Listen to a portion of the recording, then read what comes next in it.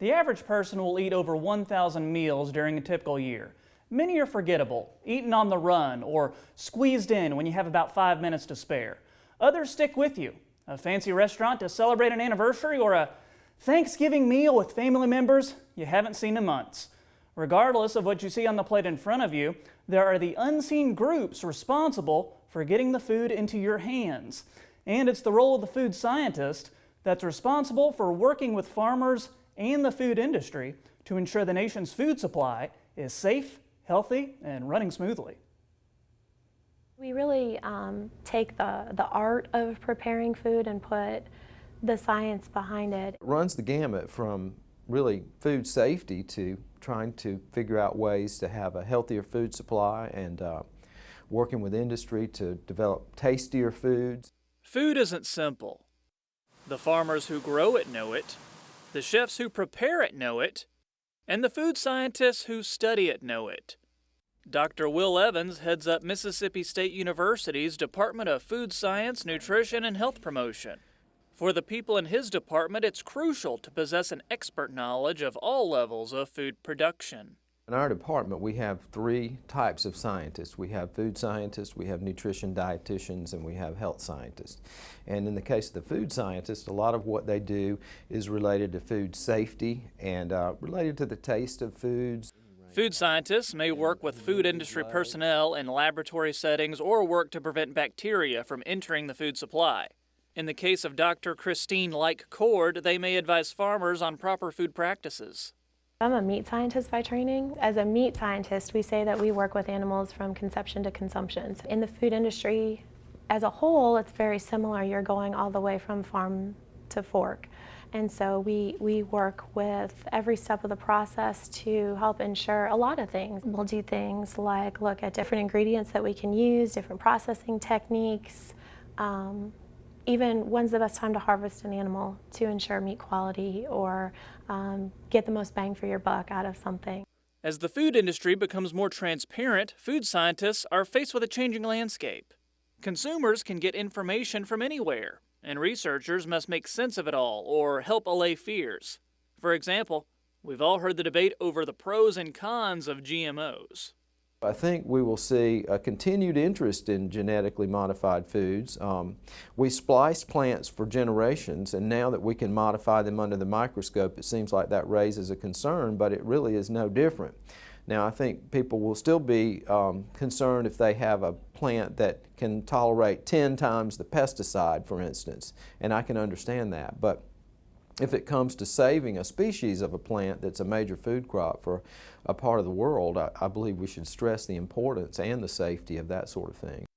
Perhaps the biggest problem researchers face will be issues regarding food waste and what consumers can do to help combat it. Studies show 30 to 40% of food in the United States is wasted. The USDA is calling for a 50% reduction in that number by the year 2030. One thing food scientists are trying to do is help consumers develop a better understanding of food labeling.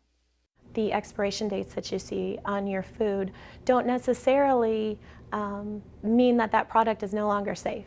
A lot of times this is a fairly conservative measure of a quality expiration date. Maybe that product starts to decrease a little bit in quality at that point in time. Regardless of your next meal, Dr. Evans and his team know that making a lasting change begins with helping people understand what they're putting into their bodies and learning how to make proper dietary choices.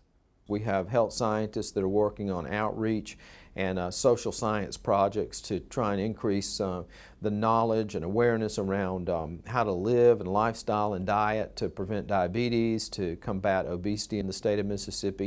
You know, one of the things we know about Mississippi, for instance, is we're #1 in physical inactivity. So we have efforts going now to promote physical activity and try to get people more active.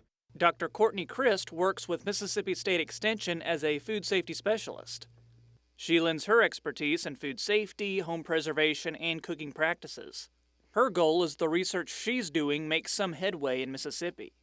Home food preservation is actually a good opportunity to not only preserve products that you have grown in your garden, but also if you have bought extra of we'll say strawberries, you can actually make that into jam, you could freeze it. So I'm developing a food safety program kind of for the calendar year. So every week there's going to be a topic, food safety. I'm going to talk about the sell by, best to use by, best by concept, talking about farmers market safety. A lot of people enjoy shopping at the farmers market, and we just want to make sure that food is safe from farm to farmers market to home. The hope is that with enough education and enough commitment, Mississippi can rise in the rankings when it comes to eating better and living healthier.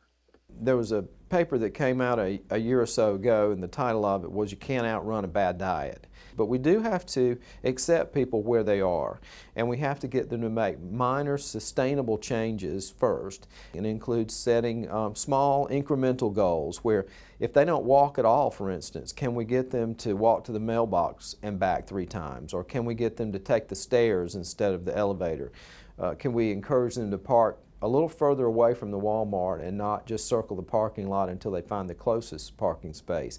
And so it begins with getting them to make very small changes where they can see some actual benefit from that, and then gradually ramp that up as you go.